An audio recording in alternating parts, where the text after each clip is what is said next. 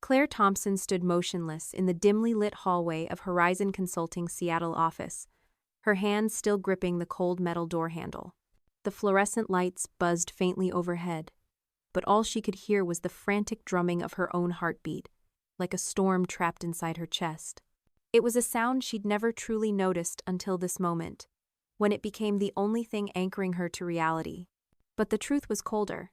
She'd been chosen not for her brilliance, but because she was expendable. A reliable workhorse to fix their mess, then discard when the glory was theirs to claim. She forced herself to step back, her heels clicking softly on the hardwood floor.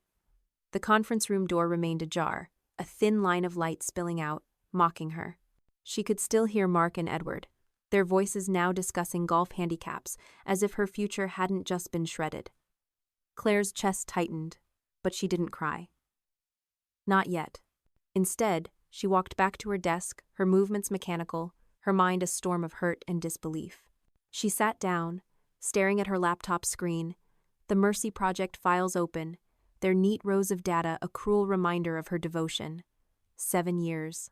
7 years of being the one who stayed late, who fixed problems others created, who said yes when everyone else said no. And this was her reward. In that moment, Claire reached for her journal, a leather-bound notebook she'd started keeping after David left. Her therapist had suggested it as a way to process the breakup, but tonight, it became something else, a lifeline. She uncapped her pen, her hand trembling, and wrote, "They're going to fire me. After everything, they're throwing me away."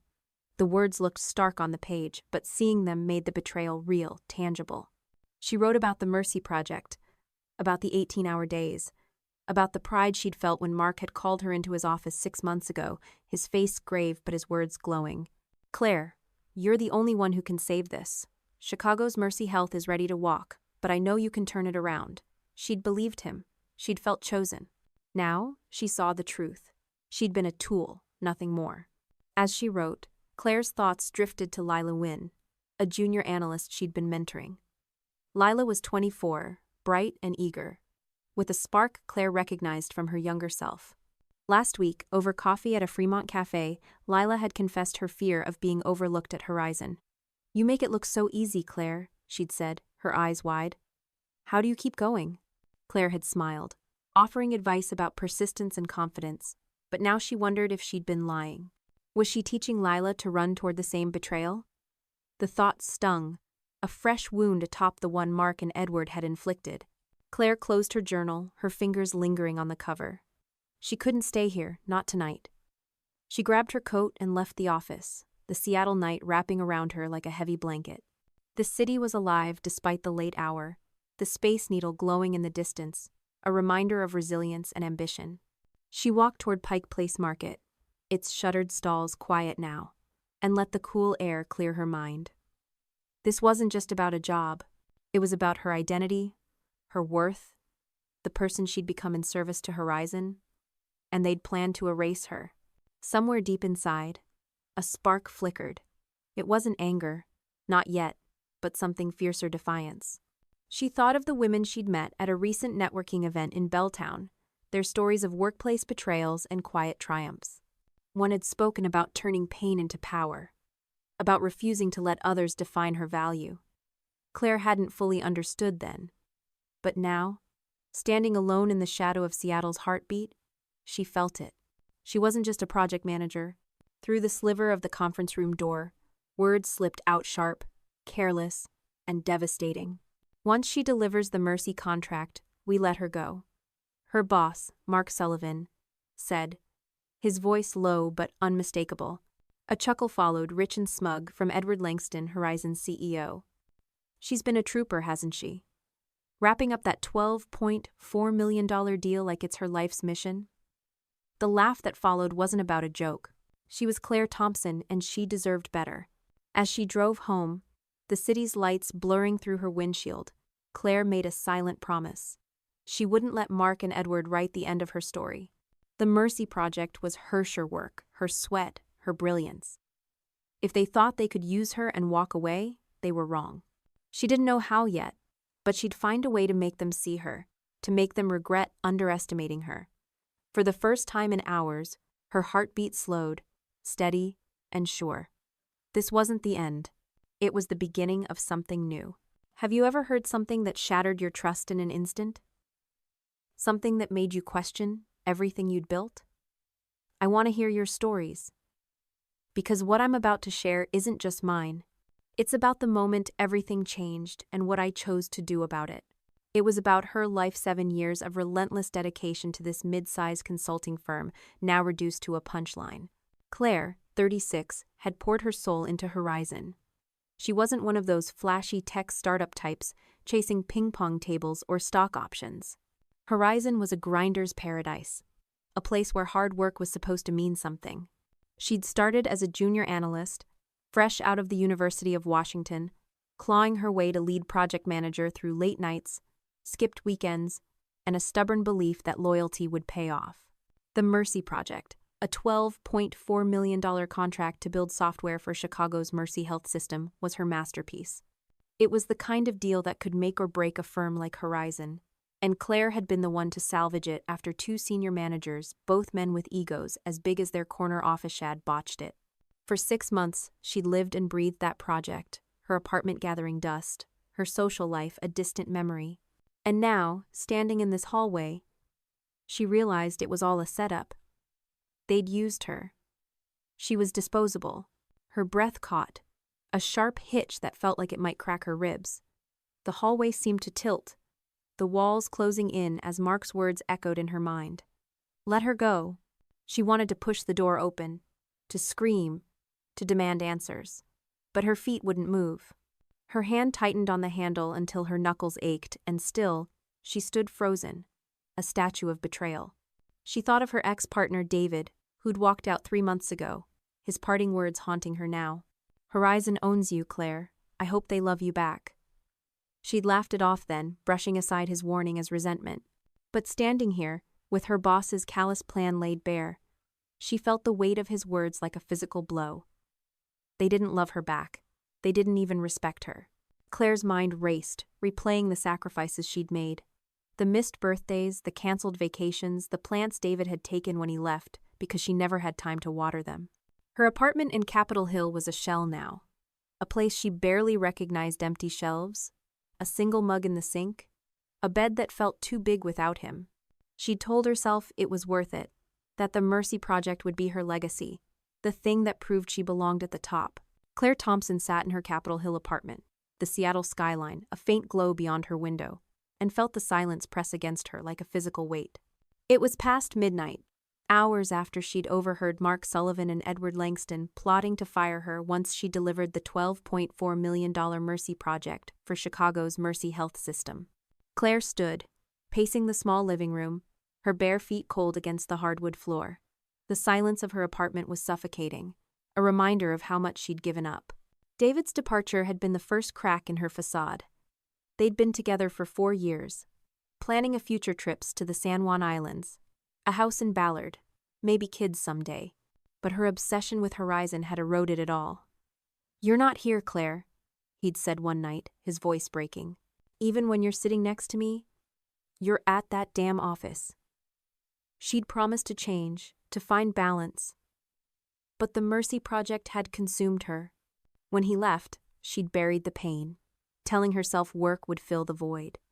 Now, with Mark and Edward's betrayal ringing in her ears, she saw the cost of that choice. Her apartment wasn't just empty of David's things, it was empty of her. She sank onto the couch, her hands trembling as she reached for her phone. A notification blinked. A message from Lila Nguyen, the junior analyst she'd been mentoring. "Hey Claire, thanks for the feedback on my report. You're the best." Lila's words, so earnest and trusting, hit Claire like a wave. She thought of their coffee chats at Fremont's Milstead and Company, where Lila's questions about navigating Horizon's politics had reminded Claire of her younger self. She'd encouraged Lila to speak up, to take risks. But now she wondered if she was leading her into the same trap. Was this what awaited Lila to a company that rewarded dedication with betrayal? The thought tightened Claire's throat, a mix of guilt and protectiveness. She wanted to shield Lila, to warn her. But first, she had to face her own reality. Claire's gaze drifted to a framed photo on the wall, a snapshot from a team retreat at Mount Rainier 2 years ago. She stood in the center, smiling, surrounded by colleagues who'd since moved on or been pushed out. Horizon wasn't a family. She realized it was a machine, chewing up loyalty and spitting out results. She thought of the women's networking event she'd attended last week in Belltown, a small gathering at a cozy wine bar. Over glasses of Pinot Noir, she'd listened to stories of workplace betrayals. A marketing director passed over for a promotion. A tech analyst fired after maternity leave. One woman, a lawyer in her 50s, had said something that stuck with Claire. "They'll take everything you give, but you have to decide what you're worth." At the time, Claire had nodded politely. But now, those words felt like a lifeline. She was worth more than this. She opened her journal again, the pen heavy in her hand. "I've given them everything," she wrote, "but they don't own me. Not anymore." The words were a declaration, a spark of defiance flickering in the ashes of her hurt. She thought of Seattle, her city, with its relentless drive and quiet strength. From the ferry rides across Puget Sound to the bustle of Pike Place Market, it was a place that rebuilt itself through rain and reinvention. If Seattle could endure, so could she. The Mercy Project was still hers to finish, but not for Mark or Edward, for herself, for the proof of what she could do. Claire stood, her reflection catching in the window. The woman staring back wasn't the same one who'd walked into Horizon 7 years ago. She was stronger, scarred, but not broken. Mark and Edward thought they could erase her, but they'd underestimated her. She didn't know how yet, but she'd make them see her worth. She'd make them regret their words. As she turned off the light, the city's glow felt like a promise. This wasn't the end of her story, it was the moment she began to rewrite it. When was the last time you realized your hard work wasn't enough to earn loyalty? When did you see the truth behind the promises you believed? Share your story, because mine is just beginning, and I want to know I'm not alone. The words still echoed in her mind. Once she delivers, we let her go. Each syllable a shard of glass cutting through 7 years of loyalty to Horizon Consulting. Her journal lay open on the coffee table, the ink still fresh from her frantic scribbles in the office hallway, but now, in the quiet of her home, she couldn't bring herself to write. Instead, she stared at the empty spaces around her. The bare shelves where David's books used to sit, the single chair at the dining table, the potted fern he'd taken when he left 3 months ago. "Horizon owns you, Claire," he'd said, standing in the doorway with his final box. "I hope they love you back." She'd dismissed it then, but tonight, those words were a mirror, reflecting a truth she could no longer ignore. 7 years.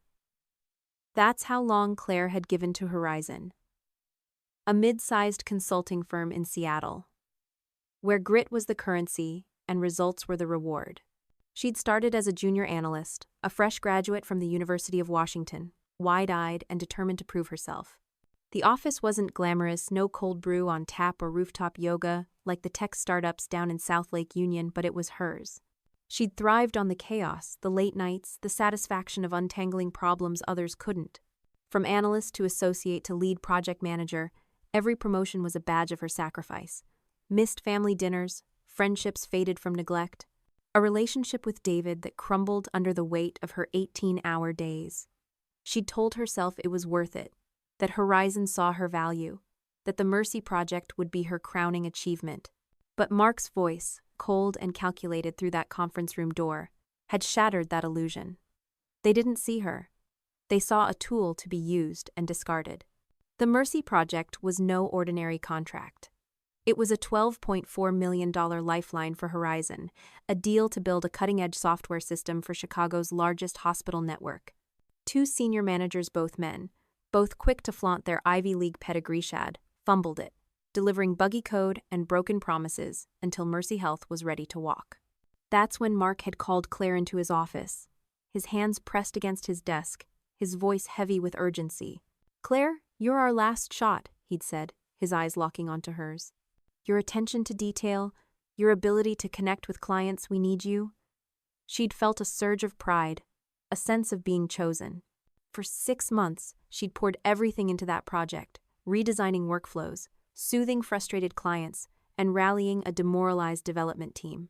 She'd worked through weekends, her laptop screen, a constant companion, her apartment, a place to crash rather than live. And now, she knew why they'd chosen her. Not for her skill, but because she was expendable, a loyal soldier they could burn out and cast aside. Claire Thompson woke to the soft patter of rain against her Capitol Hill apartment window, the Seattle dawn cloaked in a familiar gray. Her eyes burned from a sleepless night, the sting of Mark Sullivan and Edward Langston's betrayal still raw. Their words, "Once she delivers, we let her go," had looped in her mind like a cruel refrain, each repetition carving deeper into her 7 years of loyalty to Horizon Consulting. But today, she saw it differently, the way it never reached his eyes, the way it masked his plan to fire her. "How's the Mercy Project looking?" he asked, his tone too casual, as if he hadn't plotted her exit with Edward last night. Her throat tightened, a mix of rage and nerves threatening to spill over. She wanted to confront him, to demand why he'd betray her after 7 years. But she swallowed the urge, forcing a smile that matched his in its falseness. "On track," she said, her voice steady. "The team fixed the integration bugs yesterday. I'm prepping for the client review tomorrow." Mark nodded, patting her shoulder like she was a prized pet. "That's my girl," he said, and the words landed like a slap. "My girl?" As if she were a child, not the woman who'd saved his $12.4 million contract. She held his gaze a moment longer than necessary, letting him feel the weight of her stare, then turned to her desk, her heart pounding but her resolve firm. Claire's cubicle was a shrine to her dedication. Folders stacked neatly, a whiteboard scrawled with Mercy Project timelines, a photo of her and Lila Nguyen at a team happy hour. Lila, the junior analyst she mentored, was a bright spot in the storm. Yesterday, over coffee at Fremont's Milstead and Company, Lila had shared her fears of being overlooked at Horizon. "You make it look effortless," she'd said, her voice tinged with awe. Claire had offered advice. But now? She wondered if she was guiding Lila toward the same betrayal she faced. The thought fueled her determination. She wouldn't just fight for herself, she'd fight to show Lila, and every woman like her, that they deserved better. She opened her journal, the leather cover worn from use, and wrote, "They think they can erase me, but I'm not invisible. Not anymore." The words felt like a vow, a promise to the Claire who'd given too much for too little. She thought of the women's networking event in Belltown, where she'd heard stories of resilience over glasses of wine. One woman's words echoed now. "You decide your worth, not them." Claire had nodded politely then, but today, she felt it in her bones. She was worth more than Horizon's betrayal, more than Mark's fake smiles. As she worked, Claire's mind churned with possibilities. She could quit, walk away from the toxicity, but that would mean financial ruin. She could confront Mark and Edward, but they'd deny everything, painting her as paranoid. Or she could play their game, deliver the Mercy Project, but on her terms, ensuring they couldn't erase her contributions. The idea sparked a thrill, a sense of control she hadn't felt in months. She started a private group chat with trusted colleagues, a space to vent and strategize. "Just need to process some work stuff," she texted, keeping it vague. Their reply, supportive, curious, reminded her she wasn't alone. Claire glanced out the window, Seattle's skyline framed by rain. The city was her home. Its grit and grace, a mirror to her own. From the bustle of Pike Place Market to the quiet of Puget Sound ferries, it was a place that thrived through reinvention. If Seattle could rise, so could she. The Mercy Project was still hers to shape, and she'd make it a testament to her strength. Mark and Edward thought they'd written her ending, but they were wrong. The $12.4 million Mercy Project for Chicago's Mercy Health System, her lifeline and her burden, was the reason they'd used her, and the reason they planned to discard her. Yet, as she lay in the half-light, something new stirred within her. The hurt that had weighed her down last night was hardening, its edges sharpening into something fierce. It wasn't just anger, it was defiance, a quiet but unyielding resolve to reclaim her worth. This was her story, and she was just beginning to fight. What's one bold choice you've made to reclaim your power? When did you decide to stop being invisible? Share your moment, because mine is unfolding, and I want to know yours. She rose, her bare feet cold against the hardwood floor, and caught her reflection in the bedroom mirror. The woman staring back was tired, her dark circles a testament to the sleepless hours, but there was a fire in her eyes she hadn't seen in months. For too long she'd been Horizon's Claire, reliable, invisible. the one who fixed messes and faded into the background. Today, she'd be someone else. She opened her closet, bypassing the muted grays and navies of her usual work attire, and pulled out an emerald green blazer, bold and unapologetic. It was a gift from David, her ex-partner, bought for a gala she'd skipped for a deadline. "You look unstoppable in this," he'd said. She hadn't believed him then, but today, she needed to feel it. As she slipped it on, the fabric felt like armor, a declaration that she was done hiding. Claire's apartment was still quiet, a stark reminder of the life she'd let slip away. David's departure 3 months ago, his words, "Horizon owns you, Claire," had been a warning she'd ignored, pouring herself into the Mercy Project instead. The project was her masterpiece, a lifeline for Horizon after 2 senior managers had botched it, leaving Chicago's Mercy Health ready to walk. 6 months of 18-hour days, of rebuilding code and trust, had made it hers. And now, Mark and Edward thought they could take Eaton her away. She clenched her fists, the memory of their smug laughter in that conference room igniting a spark deep within. They'd underestimated her, but that was their mistake. She grabbed her phone, the screen lighting up with a playlist she'd started last night. Her power playlist, a mix of anthems like Beyoncé's Run the World and Florence plus the Machine's Shake It Out. She'd curated it in a moment of restless energy, needing music to drown out the betrayal. As the opening chords filled the room, she felt her shoulders loosen, her breath steady. Music had always been her anchor, a way to process the chaos of her mind. Today, it was her rallying cry. She danced as she brewed coffee, letting the rhythm pull her from despair to determination. This wasn't about Mark or Edward, it was about her, about proving she was more than their disposable soldier. At Horizon's downtown Seattle office, the air was thick with the hum of early risers. Claire walked through the glass doors, her emerald blazer catching eyes in the sea of neutral suits. She felt the shift in how people saw her, a subtle acknowledgement of her presence. Mark was already there, unusual for him, leaning against a cubicle with his usual practiced charm. "Claire, just the woman I needed," he said, his smile as polished as ever. Claire Thompson sat at her desk in Horizon Consulting's Seattle office, the hum of the open-plan workspace a distant murmur against the storm in her mind. It was the day after she'd overheard Mark Sullivan and Edward Langston plotting to fire her once she delivered the $12.4 million Mercy Project for Chicago's Mercy Health system. The betrayal had scorched her, unraveling 7 years of loyalty. But the emerald green blazer she wore today was a symbol of her defiance.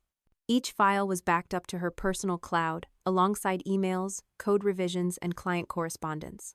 She wasn't stealing, she was safeguarding her legacy, building a case for the value Horizon planned to discard. Claire's mind drifted to Lila Nguyen, the junior analyst she mentored. Lila's earnest questions at their Fremont coffee chats had reminded Claire of her younger self, but now she saw a responsibility to protect her. She couldn't let Lila inherit the same betrayal. In a quiet moment, Claire texted Lila, "Lunch tomorrow? Want to talk career goals?" It was a small gesture, but it felt like a promise to guide Lila, to show her a path Claire was still forging. Mentoring Lila wasn't just about giving back. It was about building a legacy beyond Horizon's walls, a reminder that her worth extended beyond this company. Last night, Claire had attended a workshop at a Seattle community center in Pioneer Square, a session on workplace rights she'd found through the Belltown networking group. The facilitator, a labor attorney, had spoken about constructive dismissal and the importance of documentation. "Know your contract," she'd said, her voice firm. "Companies bank on you not knowing your rights." Claire had taken furious notes, her pen scratching as she realized how little she'd questioned Horizon's policies. Back home, she'd reviewed her employment contract, spotting a vague non-compete clause she could challenge. The knowledge was power, a brick in the foundation of her plan. To channel her anger, Claire had started an anonymous blog, The Unseen Worker, where she wrote about the challenges women faced in corporate America. Her first post, written in the pre-dawn hours, was raw. "They call you essential until they don't need you anymore. Then what?" She didn't expect readers yet, but the act of writing was cathartic, a way to process the betrayal without breaking. She imagined other women, maybe in Chicago or New York, reading her words and feeling seen. The blog was her rebellion, a space where she controlled the narrative, Claire glanced at the photo on her desk, a snapshot of her and Lila laughing at a team happy hour. It grounded her, a reminder of why she was fighting. She thought of Seattle, her city, with its relentless spirit. From the ferries gliding across Puget Sound to the vibrant chaos of Pike Place Market, it was a place that thrived on reinvention. If Seattle could rebuild after storms, so could she. The Mercy Project was her chance to prove it not to Mark or Edward, but to herself. She'd deliver a system so flawless that Chicago's Mercy Health would demand her expertise, and she'd have the evidence to back it up. As the day ended, Claire packed her bag, her power playlist still humming in her earbuds. Beyoncé's voice urged her forward, and she felt a surge of clarity. Mark and Edward thought they'd written her out of the story, but they'd miscalculated. She wasn't just building a project, she was building a future where her worth was undeniable. She stepped into the Seattle rain, the city's pulse matching her own. This was her fight, and she was ready. The hurt had hardened into resolve, and now, as she stared at the Mercy Project files on her laptop, Claire knew she couldn't just react, she had to act. She had to build a plan, one that would protect her worth and ensure Mark and Edward couldn't erase her. The Mercy Project was her masterpiece, and she'd make it her shield, her weapon, her legacy. Have you ever had to protect yourself with proof of your worth? What did you do when you realized the game was rigged? Share your story, because I'm building my plan, and I want to know how you built yours. Her fingers hovered over the keyboard, the weight of her options pressing down. She could quit, walk away from Horizon's toxicity, but that would mean financial ruin. Her savings were modest, her rent in Capitol Hill relentless. She could sabotage the project, let it crash and burn, but that would tarnish her reputation, the one thing she'd built through years of grit. She could keep going as she always had, delivering excellence only to be discarded. But that was unthinkable. No, there was a fourth path, one that thrilled and terrified her. She could outsmart them. She could deliver the Mercy Project on her terms, making herself indispensable, documenting every step to prove her value. It was risky, but it was hers. Claire's heart quickened, not with fear, but with purpose. This wasn't just about survival, it was about reclaiming her power. She opened her journal, the leather cover a familiar comfort, and wrote, "They think I'm a pawn, but I'm the one moving the pieces now." The words anchored her, a reminder of the woman she was becoming. She thought of David, her ex-partner, whose parting words, "Horizon owns you, Claire," had stung because they were true. For too long, she'd let Horizon define her, but no more. The Mercy Project, a lifeline for Horizon after 2 senior managers had botched it, was her creation. She'd spent 6 months rebuilding its architecture, soothing Chicago's Mercy Health executives, and rallying a weary team. Mark and Edward thought they could claim her work and discard her, but she'd make sure they couldn't. Claire dove into the project with a new lens, not as a loyal employee, but as a strategist. She began redesigning the software's core system, embedding nuances only she fully understood, subtle dependencies in the code, intricate workflows that looked simple but required her expertise to maintain. She wasn't sabotaging it, she was fortifying her position. Every change was meticulously documented, but in a way that overwhelmed the casual reader. She created dense technical specs, burying critical details in the middle of 100-page reports she knew Mark and Edward would never read. Her fingers flew across the keyboard, the act of creation, a quiet rebellion. This was her project, her brilliance, and she'd ensure no one could take it from her. To protect herself, Claire started recording her interactions with Mark. She kept her phone face down on her desk, its voice memo app capturing his check-ins, his fake concern. "You're pushing hard on Mercy, Claire," he said that morning, leaning against her cubicle. "Don't burn out on us." His smile was all teeth, and she smiled back, her voice steady. "Just making sure it's perfect," she said, knowing the recording would later prove her indispensability. Claire Thompson leaned back in her chair at Horizon Consulting's Seattle office, the faint hum of the city filtering through the window as she sipped her coffee. It was a week since she'd overheard Mark Sullivan and Edward Langston plotting to fire her after she delivered the $12.4 million Mercy Project for Chicago's Mercy Health System. The betrayal had ignited a fire within her, transforming her hurt into a strategic defiance that fueled her every move. Lila's grateful text afterward, "You're amazing, Claire," felt like a small victory, a brick in the foundation of her fight. But tension was rising. That morning, Mark had called Claire into his office, his smile as polished as ever but his eyes sharp. "We're adding Ethan Carter to the Mercy presentation team," he said, gesturing to a junior developer who'd barely touched the project. "Just as backup, to ease the load." Claire's stomach twisted. Ethan was no backup, he was her replacement, positioned to steal credit once she was gone. She'd nodded, her face calm. "Great idea. Ethan can handle the Q&A, she said, knowing he'd flounder without her groundwork. Mark's nod was curt, his suspicion palpable. He was watching her now, sensing her shift from compliant workhorse to something unpredictable. The realization thrilled her, even as it tightened the knot in her chest. Claire's defiance found new outlets. Last weekend, she'd visited Pike Place Market, weaving through its vibrant stalls to clear her mind. The market's chaos, fishmongers shouting, tourists snapping photos, the scent of fresh lavender mirrored her inner storm but also inspired her. Seattle was a city of resilience, rebuilding through rain and reinvention, and Claire drew strength from its pulse. Standing by the waterfront, watching ferries glide across Puget Sound, she'd vowed to protect her legacy. The Mercy Project was hers, its redesigned workflows and intuitive interface a testament to her skill. She'd make sure Chicago's Mercy Health saw that, even if Mark and Edward tried to erase her. Her anonymous blog, The Unseen Worker, had become another anchor. Late at night, after hours of project work, Claire poured her thoughts into posts about the quiet struggles of women in corporate America. "They praise your work, then plan your exit," she wrote in her latest entry. "But you can rewrite the story."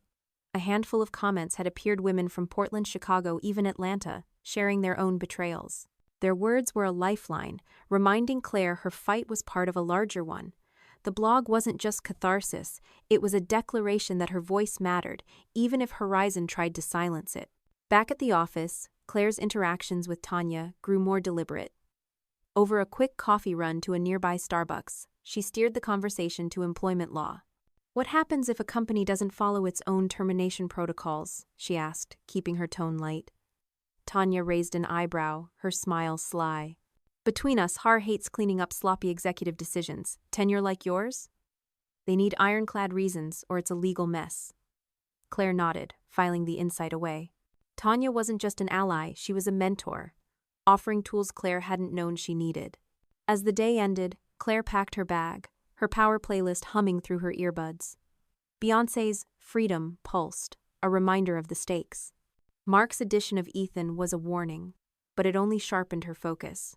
She was building a network: Lila's trust, Tanya's guidance, the blog's growing community that would outlast Horizon's betrayal. The Mercy Project was her battlefield, and she was ready to fight, not just for survival, but for the right to define her worth. Clad in her emerald green blazer, she'd begun reshaping the project to cement her indispensability, documenting her work meticulously and recording Mark's false pleasantries. But today, as she navigated the tightrope of her plan, Claire felt a new undercurrent of hope. She wasn't alone. Allies were emerging, and insights were sharpening her path, lighting the way toward a future where her worth would be undeniable. Stepping into the Seattle dusk, the city's lights sparkling like a promise, Claire felt a quiet certainty. Mark and Edward thought they controlled the game, but she was changing the rules. Who's been the ally that changed your perspective in a tough moment? When did someone's quiet support give you the strength to keep going? Share your story, because I'm finding mine, and I want to hear yours. The office buzzed with its usual rhythm, but Claire's focus was on Tanya Brooks, a legal advisor whose desk sat across the open plan floor. Tanya had always been a friendly but distant presence, their interactions limited to polite nods and small talk at the coffee machine. Yet, over the past few days, Claire had sensed a quiet solidarity in Tanya's knowing smiles, as if she understood the unspoken pressures of Horizon's male-dominated hierarchy. Claire had started lingering near Tanya's desk, asking casual questions about contract clauses during lunch breaks. Yesterday, over sandwiches at a Pioneer Square deli, Tanya had leaned in, her voice low. "You know, Claire, a lot of managers here don't get how much documentation matters for terminations. Constructive dismissal is a real risk if they're not careful." Her tone was neutral, but her eyes held a spark of intent. Claire's pulse quickened as she'd found an ally, someone who saw the game and was subtly guiding her through it. That conversation had sent Claire home to her Capitol Hill apartment with a renewed sense of purpose. She'd pulled out her employment contract, its dense legalese suddenly a map to her survival. Under the glow of her desk lamp, she'd pored over the non-compete clause, spotting ambiguities she could leverage. The termination procedures required documented cause for senior staff, and her 7 years of flawless performance were a shield. Tanya's words echoed. Documentation matters. Claire's journal, now a repository of her strategy, filled with new entries. Tanya knows more than she says, she wrote. She's showing me the rules I never thought to question. The act of writing grounded her, a tether to the woman she was becoming, someone who didn't just react, but anticipated, planned, and fought. Claire's thoughts drifted to Lila Wynn, the junior analyst she mentored. Lila's bright energy was a reminder of why Claire was fighting not just for herself, but for the next generation of women at Horizon. Over coffee at Fremont's Milstead and Company, Lila had confessed her fear of being sidelined. "You make it look so natural, Claire," she'd said, her voice tinged with awe. "How do you stay confident?" Claire had smiled, but the question lingered, especially now. She wasn't confident not yet, but she was determined. To support Lila, Claire had organized a lunch and learn for Horizon's junior staff, a session on project management basics held in a small conference room. Standing before a dozen young faces, she'd shared tips on stakeholder communication, her voice steady despite the chaos in her life.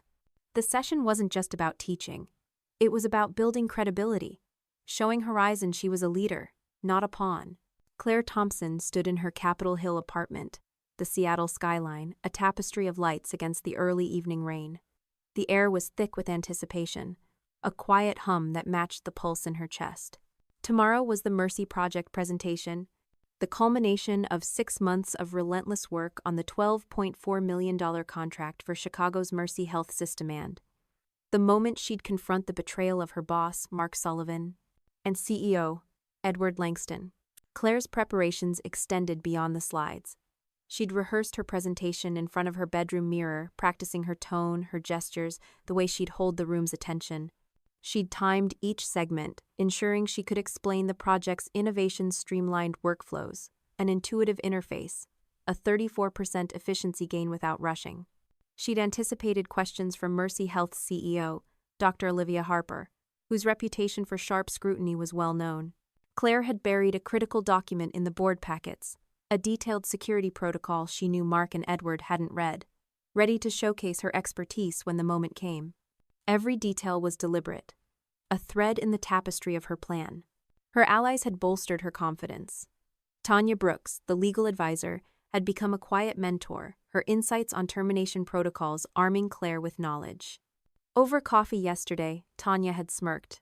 Executives hate surprises, especially when they're sloppy.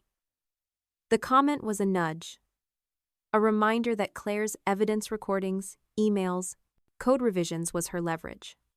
Lila Wynn, the junior analyst Claire mentored, had also been a lifeline.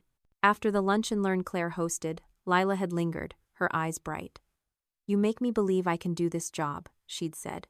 Claire had hugged her, the moment a promise to protect Lila from Horizon's betrayals.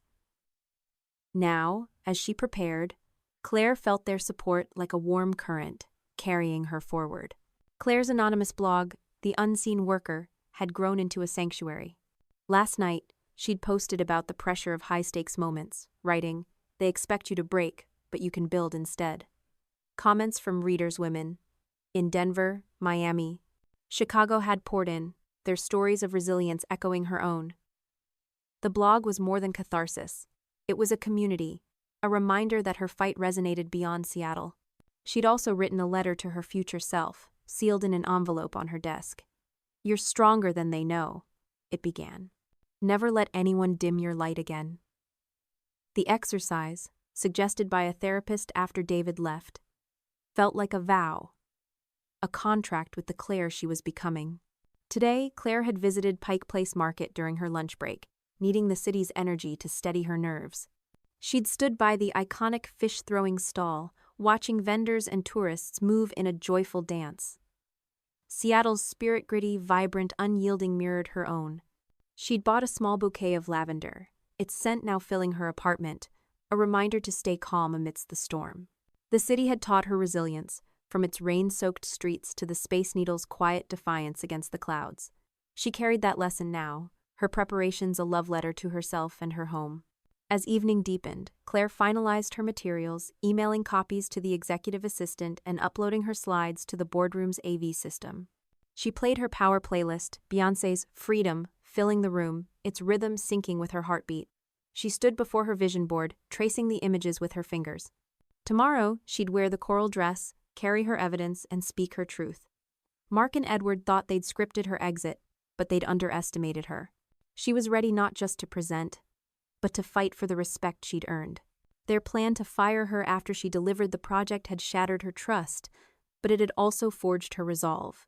Clad in her emerald green blazer over the past week, she'd reshaped the project to secure her indispensability, enlisted allies like Tanya Brooks, and poured her defiance into an anonymous blog.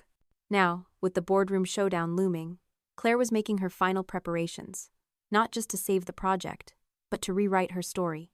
Claire stepped onto her balcony, the Seattle rain a soft caress. The city's lights sparkled, a constellation of possibility. Tomorrow wasn't the end. It was the beginning of her power. She closed her eyes, the lavender scent grounding her, and whispered, "I've got this." The words were a promise, to herself and to every woman who'd ever been underestimated. What's a time you prepared for a challenge and felt unstoppable? When did you know you were ready to take control?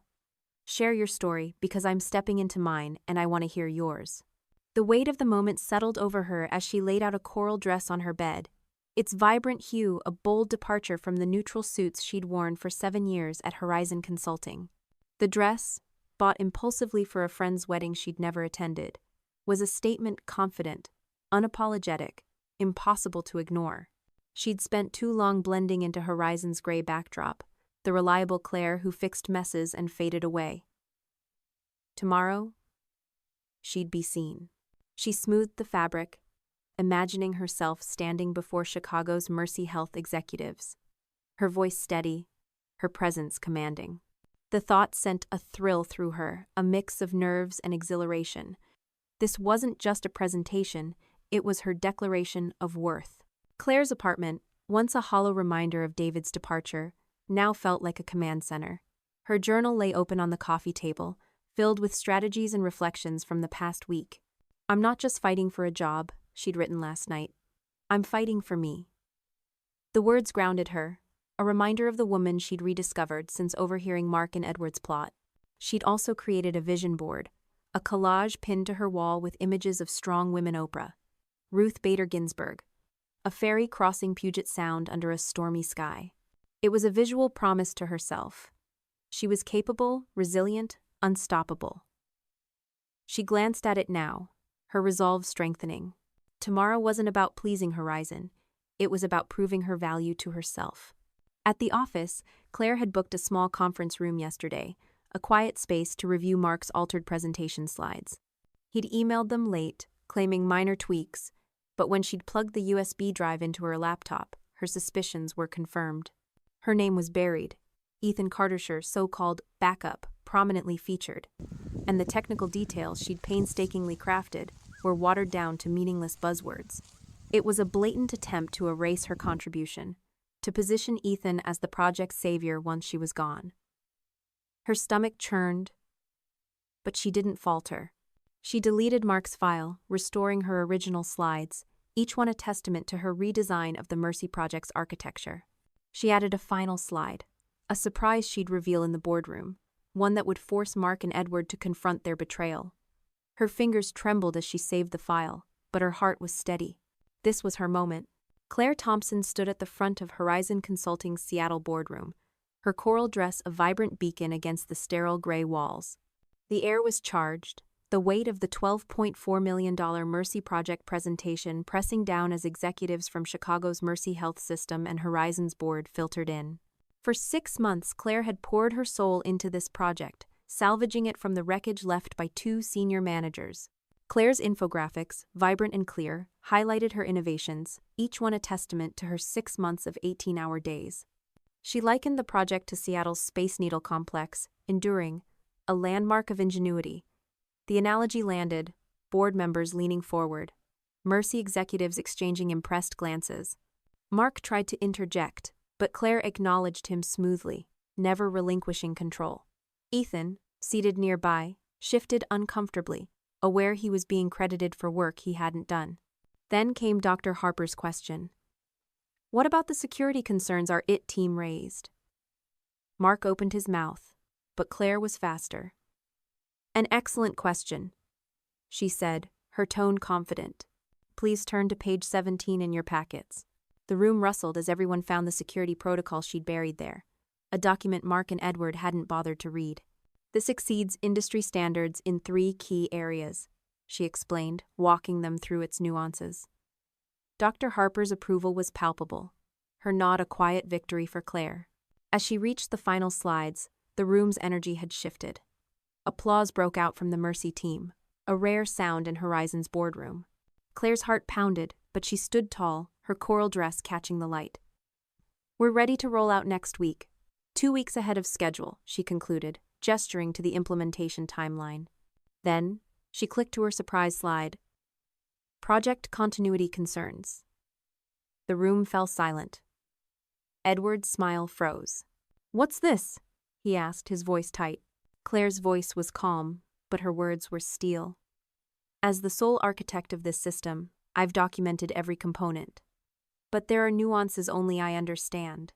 I recently learned Horizon plans to remove me immediately after this presentation, before implementation, before training, before ensuring your system delivers. Murmurs erupted. She faced Dr. Harper directly. 10 days ago, I overheard Mark and Edward say, let her handle it, then fire her. This impacts your $12.4 million investment. The boardroom buzzed, Dr. Harper's eyes narrowing as she turned to Edward. Is this true? Mark stepped forward, flustered. Claire's misinterpreting something she thinks she heard. Claire pulled her phone from her portfolio, her hand steady. I have recordings, she said quietly. Should I play them? It was a bluff she hadn't recorded that night, but her documented conversations with Mark were damning enough. Their faces paled, uncertainty flickering. Doctor, Harper stood, her voice icy. This is disturbing.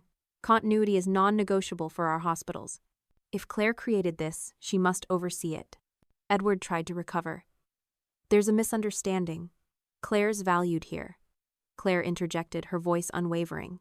Then you'll have no issue formalizing my role in the contract, ensuring continuity for the full project cycle. Dr. Harper nodded. I insist on it. Draft the addendum today. The meeting ended with handshakes. Edward's smile forced. Mark's face ashen.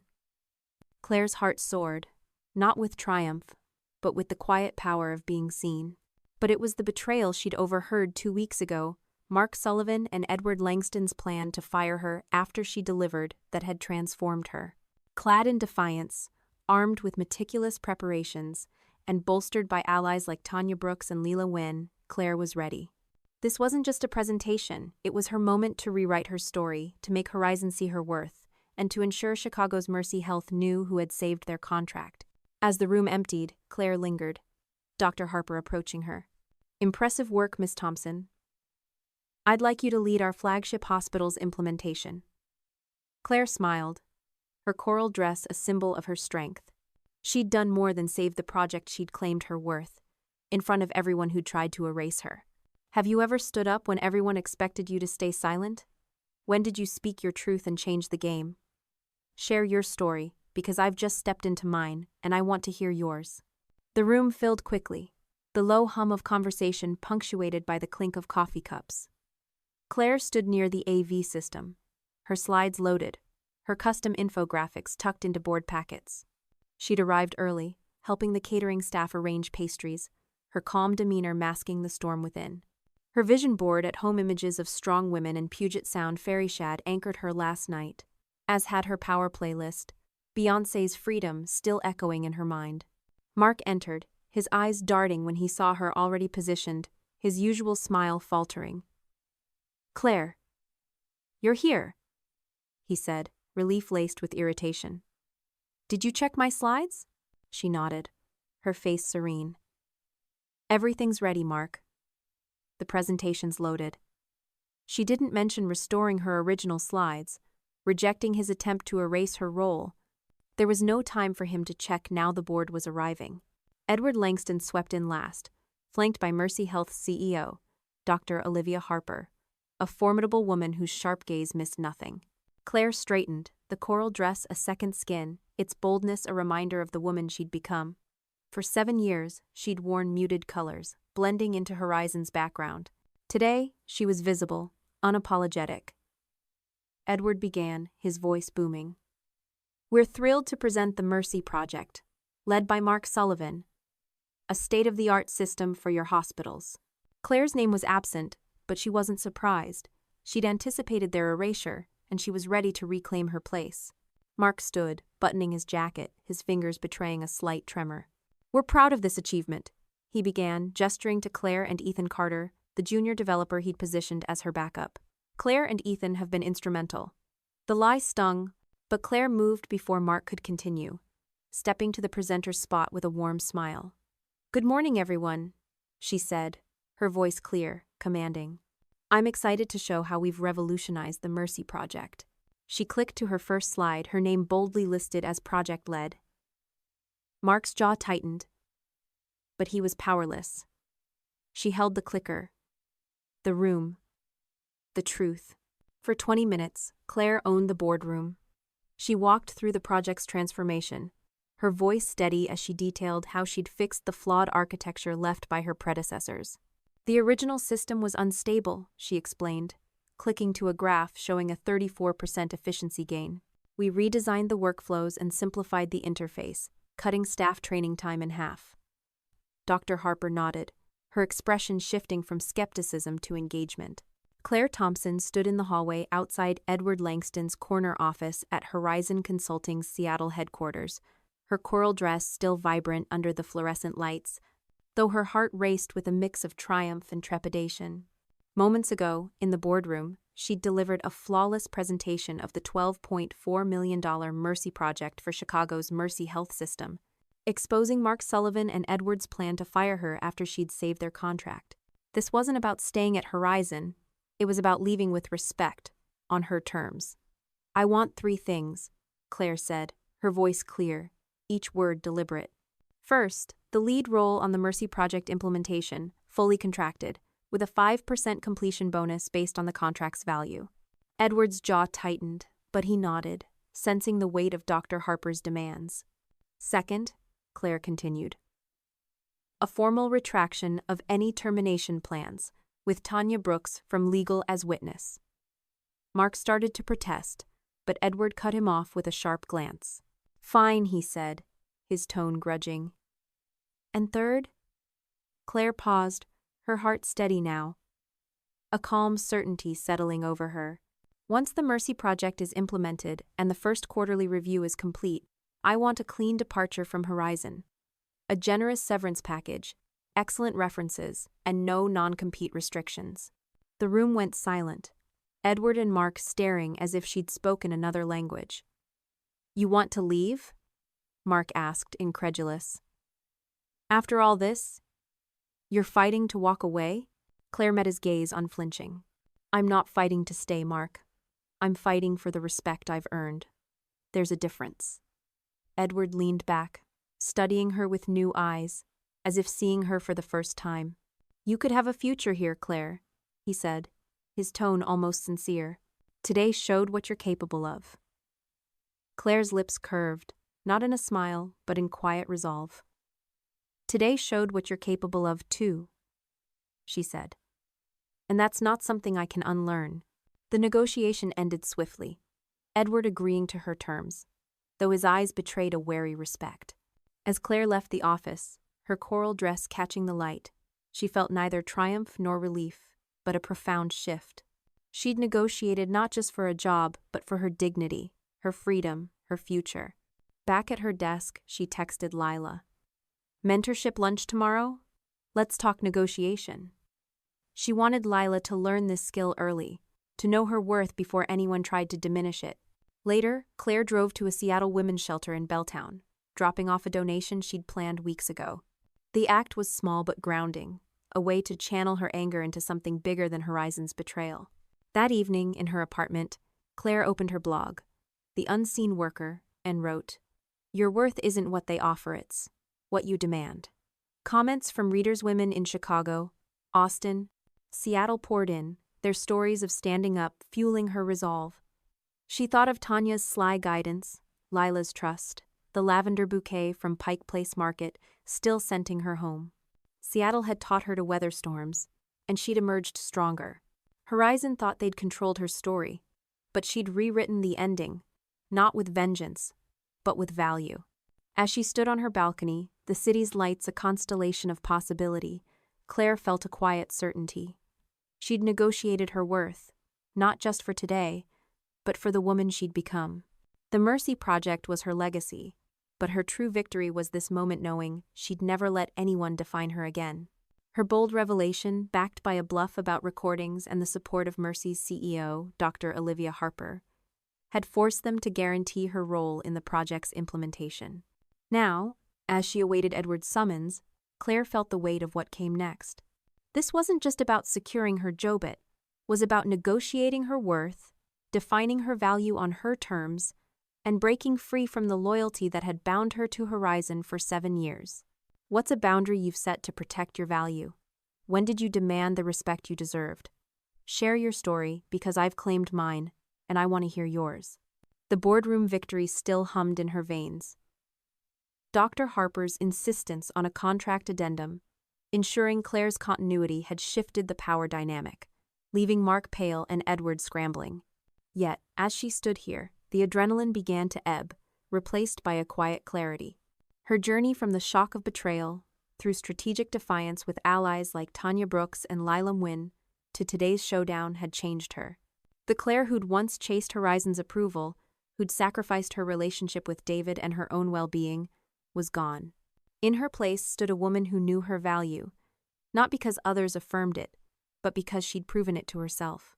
The coral dress, her vision board at home, her anonymous blog, The Unseen Worker, they were all symbols of that transformation.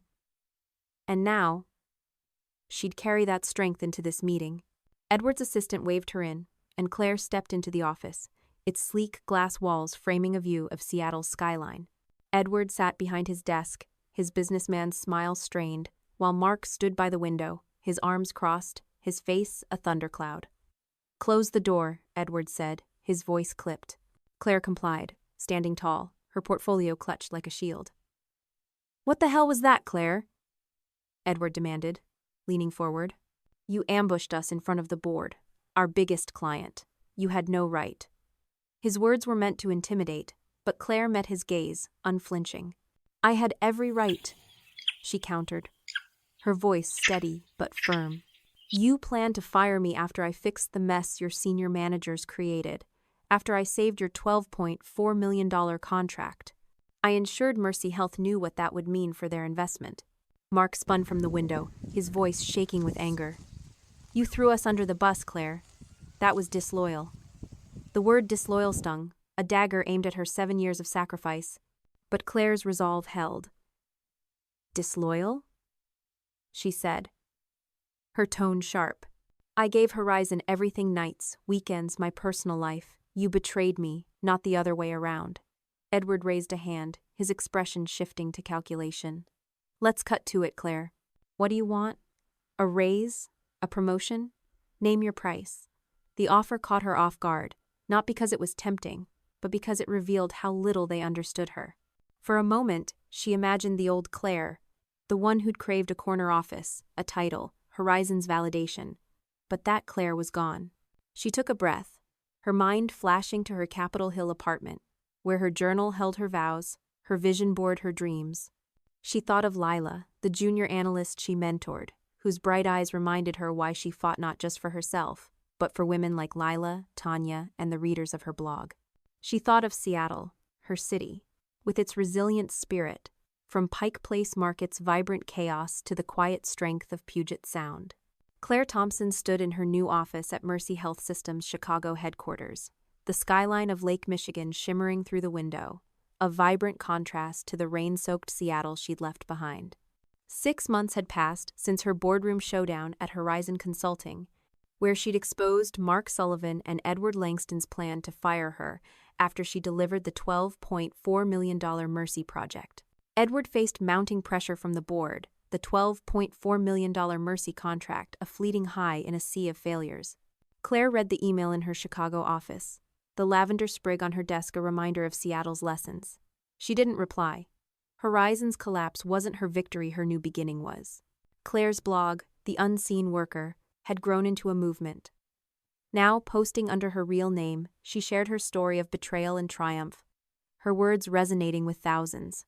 Comments poured in, women from Seattle, Chicago, Atlanta, sharing how they'd demanded raises, left toxic jobs, or stood up to dismissive bosses.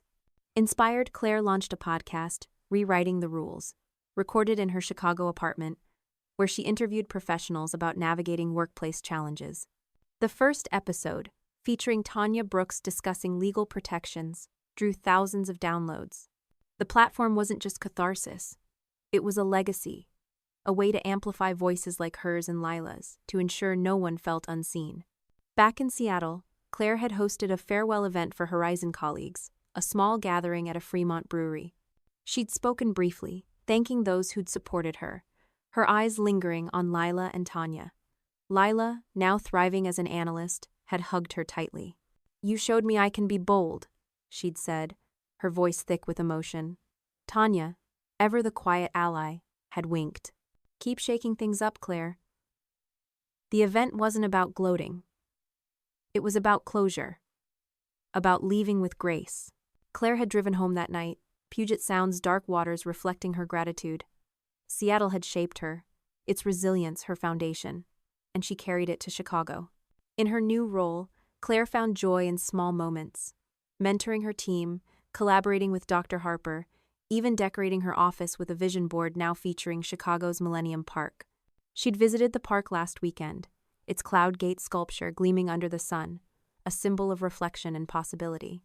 Standing there, she'd thought of her letter to her future self, written before the boardroom showdown, "Never let anyone dim your light."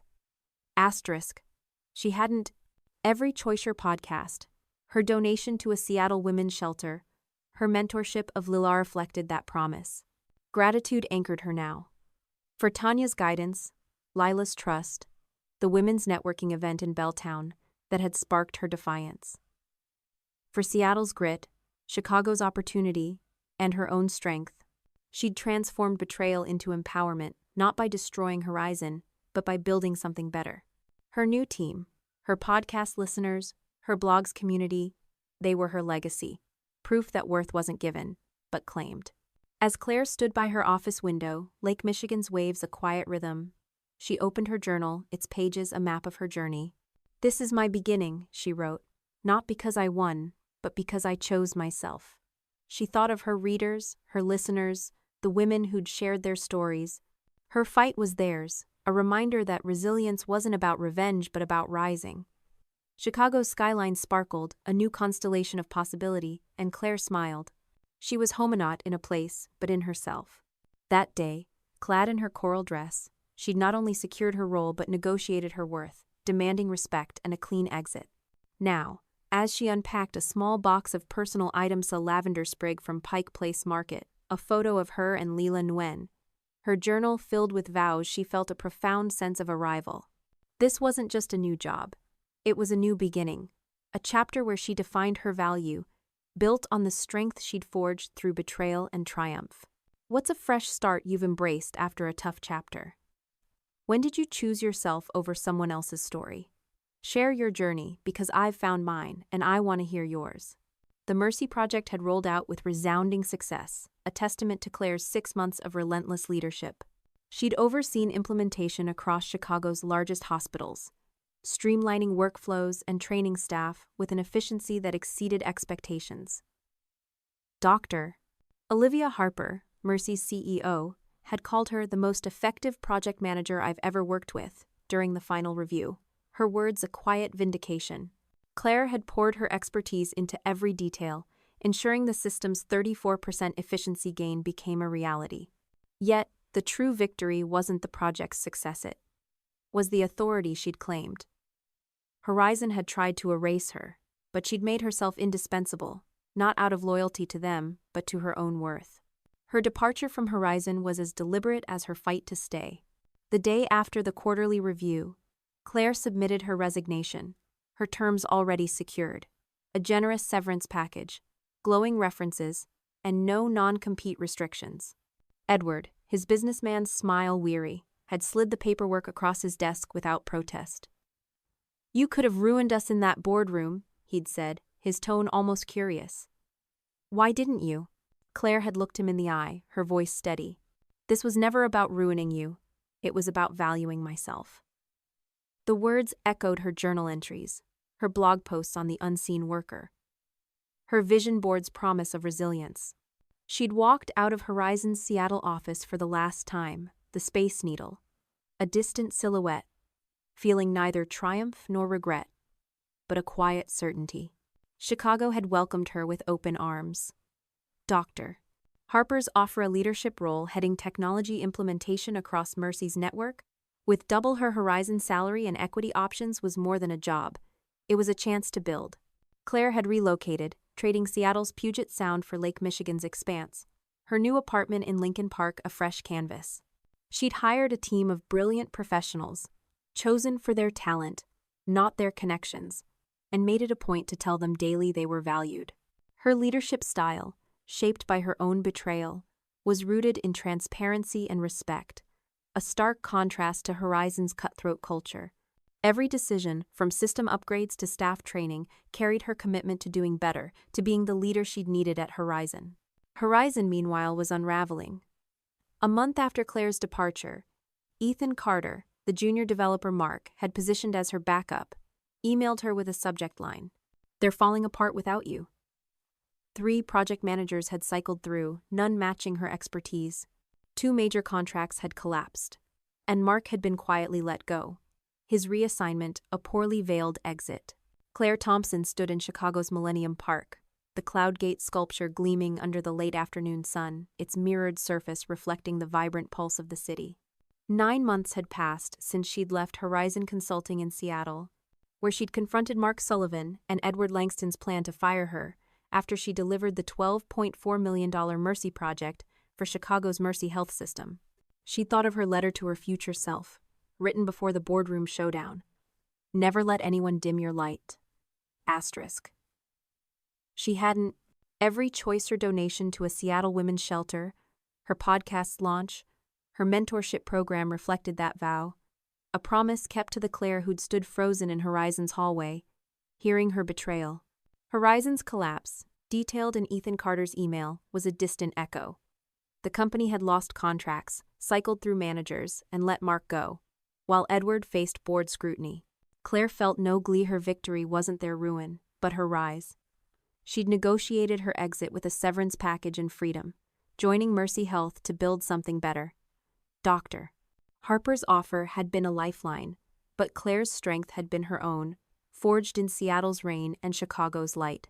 She thought of the Belltown networking event that had sparked her defiance, the Pike Place lavender that grounded her, the power playlist with Beyoncé's Freedom that carried her through. Each moment, each ally, had built this new Claire. Gratitude anchored her now. For Tanya's wisdom, Lila's trust, Dr. Harper's faith. For Seattle's grit, Chicago's possibility, and her own courage. She'd transformed betrayal into a platform, not by destroying others, but by uplifting them. Her podcast, blog, and mentorship program were bridges, connecting women across cities and stories.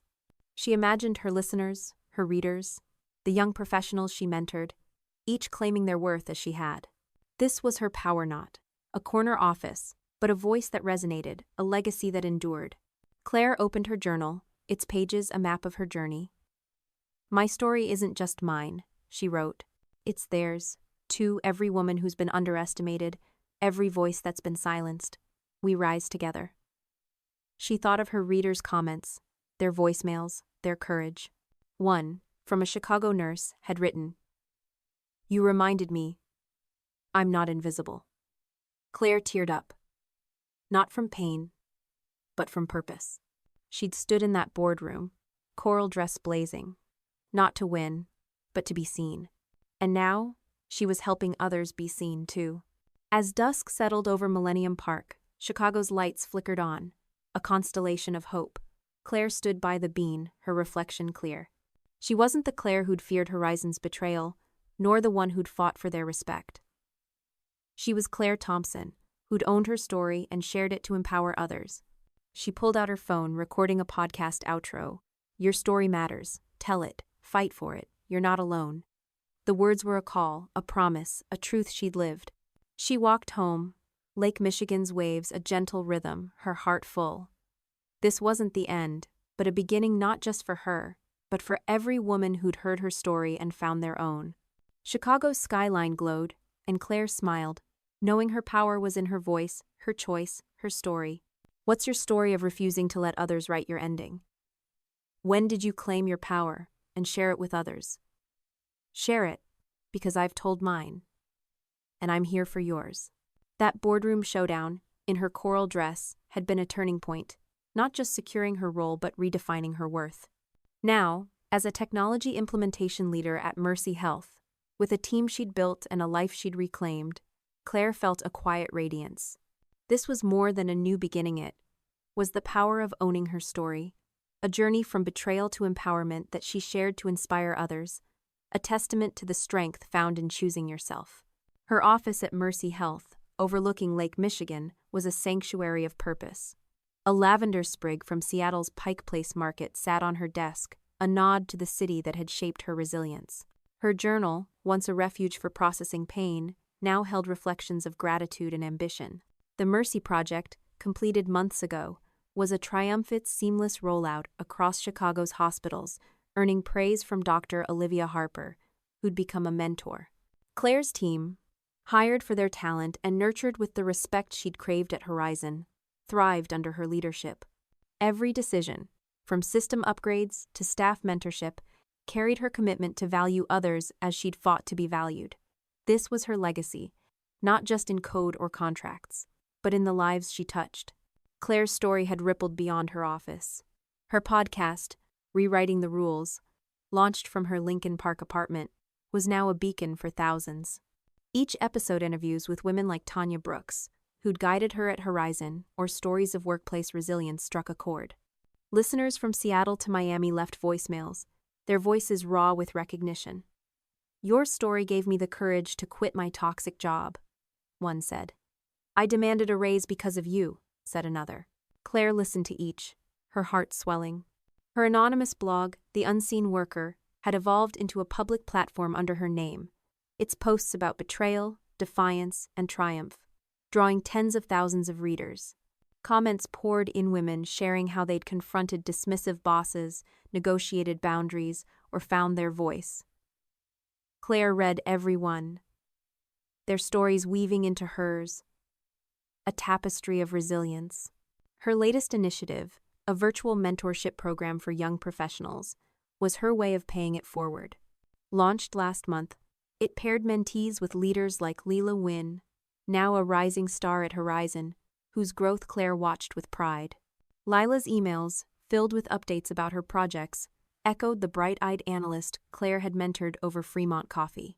"You taught me to be bold," Lila wrote, and Claire smiled, remembering their lunch and learn sessions. Tanya, too, remained a touchstone, her sly guidance on legal protections a cornerstone of Claire's victory. When Claire had hosted a farewell event at a Seattle brewery, Tanya's wink, "Keep shaking things up," had felt like a blessing. These women, and the countless others Claire reached through her platforms, were her community, proof that empowerment wasn't solitary but shared. Chicago had become her home, its energy a mirror to her own. Last weekend, she'd walked through Millennium Park, the city's heartbeat syncing with hers. The Cloud Gate, nicknamed the Bean, reflected her image alongside tourists and skyscrapers, a symbol of how far she'd come. She'd thought of her vision board, once pinned with Seattle ferries and strong women, now updated with Chicago's skyline and her podcast logo. Claire Thompson's story is one of resilience, reinvention, and the unyielding power of owning one's worth. It began in the sterile hallway of Horizon Consulting's Seattle office, where, frozen with her hand on a door handle, she overheard her boss, Mark Sullivan, and CEO, Edward Langston, plotting to fire her after she delivered the $12.4 million Mercy project for Chicago's Mercy Health System. That moment, a dagger through 7 years of loyalty, could have broken her. Claire's departure from Horizon was a rebirth. The Mercy Project's success, lauded by Dr. Harper, was her professional pinnacle. But her true triumph was personal. She resigned with a generous severance, joining Mercy Health in Chicago as a technology implementation leader, doubling her salary and building a team rooted in respect. Horizon crumbled without her. Mark was let go, contracts were lost, but Claire's focus was forward. In Chicago, she thrived. Her Lincoln Park apartment a new canvas, Millennium Park's Cloud Gate a mirror of her growth. Her podcast, Rewriting the Rules, and public blog amplified her story, inspiring thousands. Her virtual mentorship program, guiding young professionals like Lila, was her legacy, a bridge for others to claim their worth. Seattle's lessons grit, reinvention blended with Chicago's opportunity, shaping a Claire who knew her value. The deepest lesson from Claire's story is this: your worth is not what others assign, but what you claim. Horizon saw Claire as disposable, but she saw herself as indispensable, not because they affirmed it, but because she proved it. Her journey teaches us that betrayal, though painful, can be a catalyst for empowerment. It's not about destroying those who wrong you, but building a life that reflects your value. Claire's strategic defiance documenting her work, seeking allies, amplifying her voice shows that resilience is active, deliberate, and communal. Her blog and podcast remind us that our stories, shared, can light the way for others. Her coral dress, her vision board, her lavender, sprig, these symbols of her strength urge us to find our own, to stand bold in our truth. For today's audience, Claire's lessons are profoundly applicable. In a world of corporate pressures and personal sacrifices, know your rights, read your contract, document your contributions, seek mentors like Tanya, build your community, whether through networking events or online platforms, because no one rises alone. Start small: a journal to process pain, a playlist to lift your spirit, a bold outfit to claim your space. If you're undervalued, don't wait for validation. Negotiate your worth as Claire did, with clarity and courage. If a job dims your light, leave, not in defeat, but in pursuit of something better. Share your story, as Claire did, because your voice can inspire others to stand up. Visit your city's heart, Chicago's parks, Seattle's markets, and let its resilience remind you of your own. Claire's story isn't just hers, it's ours. It's for every woman told she's too much or not enough, every worker whose loyalty was exploited, every dreamer who dared to rewrite their ending. Stand in your truth, claim your worth, and share your story. Because when you do, you don't just change your life, you light the way for others. Instead, it ignited a spark that transformed her from a reliable workhorse into a woman who demanded respect, redefined her value, and built a legacy that stretched far beyond the confines of a mid-sized consulting firm. Claire's journey from betrayal to triumph, from Seattle's rain-soaked streets to Chicago's vibrant skylineas, a testament to the strength found in choosing yourself, even when the world expects you to stay silent. The betrayal was a seismic shift for Claire, a 36-year-old project manager who'd clawed her way from junior analyst to lead through relentless sacrifice. Her life had been Horizon late nights, missed birthdays, a relationship with David that crumbled under her work's weight. The Mercy Project, a lifeline to save a failing contract, was her masterpiece. 6 months of 18-hour days rebuilding what 2 senior managers had botched. But Mark and Edward's callous plan, once she delivers, we let her go, revealed their intent to discard her, exposing the fragility of her loyalty. Claire's initial shock, captured in her journal's frantic scribbles, gave way to a deeper reckoning. She saw the emptiness of her Capitol Hill apartment, stripped of David's presence, and the truth of his parting words. "Horizon owns you, Claire. I hope they love you." They didn't, but that realization became her catalyst. What followed was a masterclass in strategic defiance. Claire donned an emerald green blazer, then a coral dress, shedding her muted work persona for bold visibility. She reshaped her system, embedding complexities only she could navigate, and documented every steep mails, code, recordings of Mark's false prosado protect her legacy. She found allies in Tanya Brooks, a legal advisor whose subtle guidance on workplace rights armed her with knowledge, and Leela Nguyen, a junior analyst she mentored, whose bright faith reminded Claire of her fight's broader stakes. Her anonymous blog, The Unseen Worker, and Power playlist with Beyoncé's Freedom became outlets for her defiance, while Seattle's resilient spirit Pike Place Market's vibrancy, Puget Sound's quiet strength welled her resolve. She attended a Belltown networking event and a Pioneer Square workshop, absorbing stories and strategies that sharpened her plan. The boardroom showdown was Claire's defining moment. Facing Mercy Health CEO Dr. Olivia Harper and Horizon's board, she delivered a flawless presentation, her infographics and Space Needle analogy showcasing her brilliance. When she revealed Mark and Edward's betrayal with a surprise slide, project continuity concerns, the room shifted. Her bluff about recordings, backed by documented evidence, forced their hand. Dr. Harper's insistence on Claire's continued role cemented her victory, not just saving the project but claiming her worth. In Edward's office, she negotiated not for loyalty, but for respect. A lead role with a 5% bonus, a retraction of termination plans, and a clean exit with no non-compete. Her terms were a declaration she wasn't fighting to stay, but to leave with dignity.